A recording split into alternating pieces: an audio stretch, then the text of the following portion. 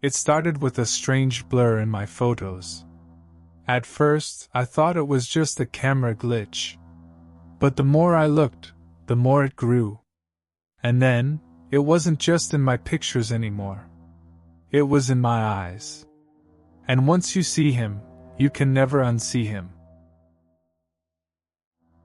I'm a wildlife photographer.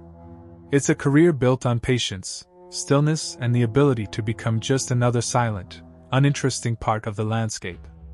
I've spent weeks at a time utterly alone in the vast, remote corners of national forests. My only companions were the whispers of the wind and the patient clicking of my camera's shutter. I've waited 14 hours in a cramped blind, motionless, just for a 3-second glimpse of a reclusive pine marten. That's how I thrive on that solitude and how I love the deep, profound quiet of the wild. I always thought it's where I feel most myself. At least, it used to be. Now, the silence is the most terrifying thing I know, because it's never truly silent. And the solitude is a lie, because I am never, ever, truly alone. This all started 3 months ago. I was on a long-term project in a massive, sparsely populated national forest. It's a primeval sort of place, full of ancient Douglas firs that tower like cathedral spires, their tops lost in a perpetual mist. My goal was to capture a portfolio of the elusive Cascade red fox, a beautiful, but notoriously shy creature. For the first few weeks, it was business as usual. I'd rise before dawn, hike miles into the backcountry, and set up, waiting for the forest to offer up its secrets. One evening, I got the shot I'd been dreaming of. A magnificent male fox, the color of its coat was of a dying fire, paused in a sun-dappled clearing, its head cocked, listening. The light was perfect, the composition was something else. I rattled off a dozen frames, my heart soaring with that pure, electric thrill that only photographers know. Back at my base camp that night, I eagerly loaded the photos onto my laptop. I scrolled through, and there it was. The money shot. The fox was perfectly in focus, its eyes were sharp and intelligent. The background was a beautiful, soft bouquet of green and gold. It was perfect. Except for the smudge. In the upper right-hand corner of the frame, there was a strange, vertical blur of white light. It was out of focus, just an artifact, but it was annoying. It looked like a lens flare, but the sun was behind me. It made no sense. I checked the other frames. It was there, in the exact same spot, in every single one. A persistent, ghostly slash against the otherwise perfect image. I sighed, chalking it up to some weird internal reflection in my lens, and made a mental note to clean all my gear thoroughly. A week later, I was photographing a herd of elk by a river at dawn. Again, a perfect morning. The mist was rising off the water, the great animals were silhouetted against the nascent light. It was a primordial, beautiful scene. I took hundreds of photos. And when I reviewed them later, the smudge was there.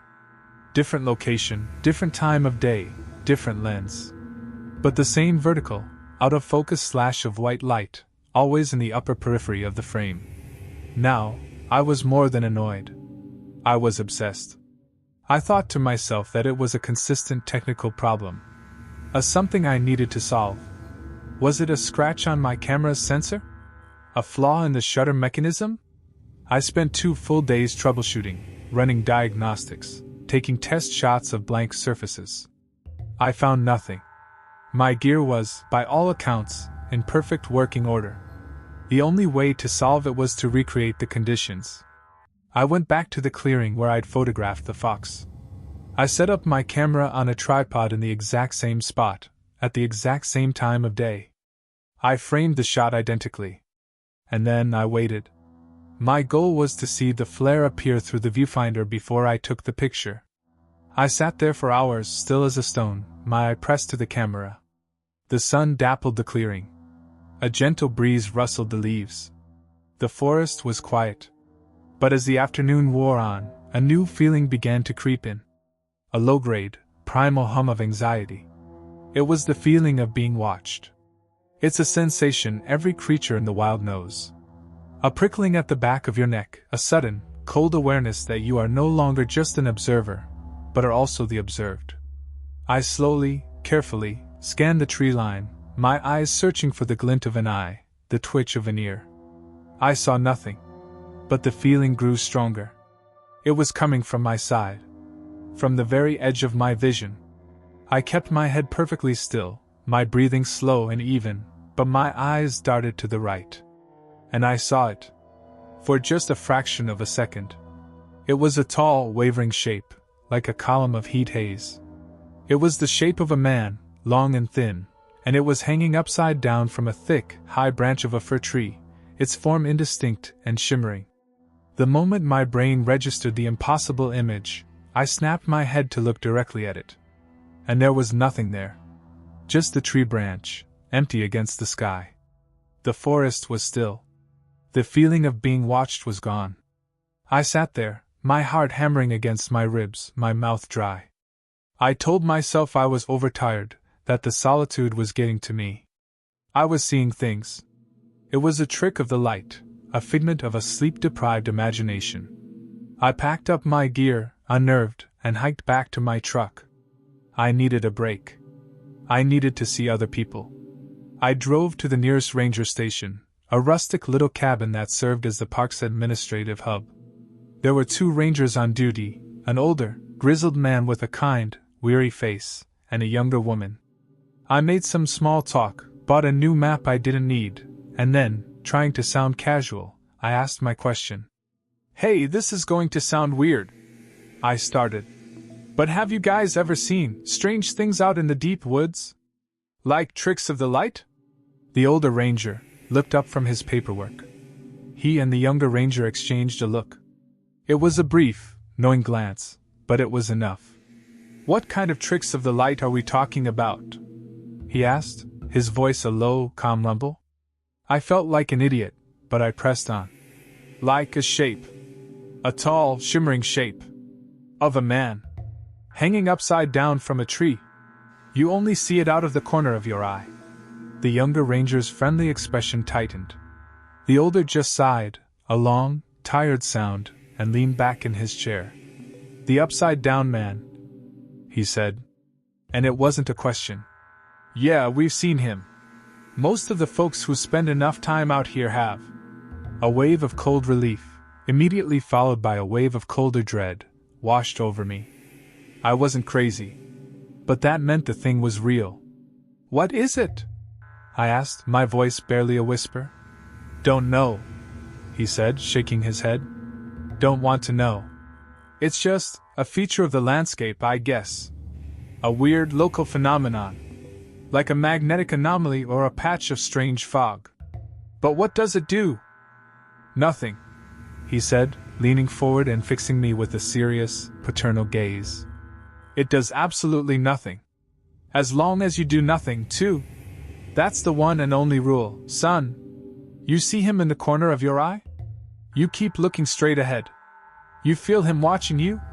You pretend you don't. You do not acknowledge him. You do not engage with him. And you sure as hell don't go looking for him. He's a thing you're only supposed to see by accident. You start making it on purpose, and that's when you get into trouble." "Trouble?" I asked. "What kind of trouble?" "We don't know." The younger ranger chimed in, her voice tense. "No one's ever been stupid enough to find out. It's just common knowledge. A professional courtesy among those of us who work out here. You leave him alone, and he leaves you alone." I left the ranger station with my mind reeling. Their warning was stark and absolute. But they had also given me something else, a validation. And a name. The upside-down man. And the smudge in my photos, it was a vertical shape of light. A shape like a man, hanging. It was him. My camera could see him, even when I couldn't. And that's where I made my mistake. My fatal, arrogant mistake. I'm a photographer. My entire life, my entire purpose, is to see things and to capture them. To be told that there was something out there, a real, observable phenomenon, that I was supposed to ignore, it was anathema to me. It was an irresistible challenge. And the ranger's warning was just a dare. I went back into the woods. But this time, I was hunting for him. My entire methodology changed. I'd find a spot and wait, not for an animal to appear, but for that familiar, prickling sensation on my skin. The moment I felt it, I wouldn't move my head. I'd keep my eyes locked forward, but I'd raise my camera, aiming the lens not at what I was looking at, but at the periphery. At the space where I felt he was. And I'd shoot. The first photos were chilling. The vertical smudge just grew. It was a brilliant, searing slash of overexposed white light, sharp and defined. It looked like a wound in the fabric of the photograph, a tear through which a sterile, featureless light was pouring. And with every photo I took, the slash grew wider, brighter, more aggressive. It was like I was annoying it, and it was screaming back at me through my own camera. I became possessed by it. I stopped eating properly. I barely slept. I was fueled by a manic, obsessive energy. I filled memory card after memory card with these impossible images. The creature was always there, just at the edge of my sight, a shimmering, wavering promise. And I kept shooting, trying to get a clearer image, trying to resolve that blinding white light into a discernible form. Then my camera died. I was in a deep, mossy canyon. The feeling of being watched was a palpable, heavy pressure on my right side. I raised my camera, aimed it into the periphery, and pressed the shutter. The resulting image on the small LCD screen was pure, blinding white. A completely blank frame. I tried again. White. I aimed it at my own feet. White. He had broken it. Or more accurately, he had filled it. My camera could now only see the blinding, featureless light of his presence. It was useless. Any sane person would have stopped then. They would have taken the ranger's warning to heart and gotten the hell out of there. But I wasn't sane anymore. My obsession had burned through my reason. The loss of my camera just felt like a challenge, and now I would have to use my own eyes. I continued the hunt. I would walk through the woods until I felt the familiar presence. Then I would stop, and I would try to see him. I'd keep my head pointed forward, but I'd strain my eyes to the side, trying to resolve the shimmering, wavering shape in my peripheral vision. I'd try to hold it, to focus on it, to force it into clarity. And that's when the smudge moved from my photos to my own vision. It started as a small, barely noticeable floater in the corner of my right eye. A tiny, translucent blur. I assumed it was an eye strain. But it didn't go away. And every time I went on one of my hunts, every time I tried to force my eyes to see the creature directly, the smudge would get a little bigger, a little more opaque. It was turning from a translucent blur into a patch of milky, white fog. I was in the woods, trying to focus on the shimmering shape hanging from a distant branch, and as I strained, I saw the white fog in my own eye physically expand, spreading like a drop of milk in water. And I finally understood. With a clarity so profound and so terrifying it felt like a physical blow, I understood what was happening. It was that he couldn't be seen directly. His very nature was to exist at the edge of perception. And by trying to force him into the center, by trying to capture him, first with my camera and then with my own eyes, I was violating the fundamental rule of his existence. And he was fighting back. He was erasing the part of my vision that I was using to see him. He was a blind spot. A living, predatory blind spot. And he was growing, feeding on my sight. The panic that hit me was unlike anything I have ever known. It was the terror of a man realizing the weapon he has been firing is powered by his own blood. I was deep in a remote wilderness, and I was going blind. I ran. It was a clumsy, stumbling, panicked flight. I tripped over roots I couldn't see properly, crashed through branches that seemed to come out of nowhere. The white fog in the corner of my eye seemed to pulse and swirl with every frantic beat of my heart. I finally made it back to my truck, my body bruised and scratched, my mind a screaming wreck. I drove out of that forest, and I have not been back. That was a month ago. The white patch in my vision hasn't gone away. I've seen 3 different ophthalmologists, and a neurologist. They've run every test imaginable. My eyes, they tell me, are perfectly healthy. There is absolutely nothing physically wrong with them.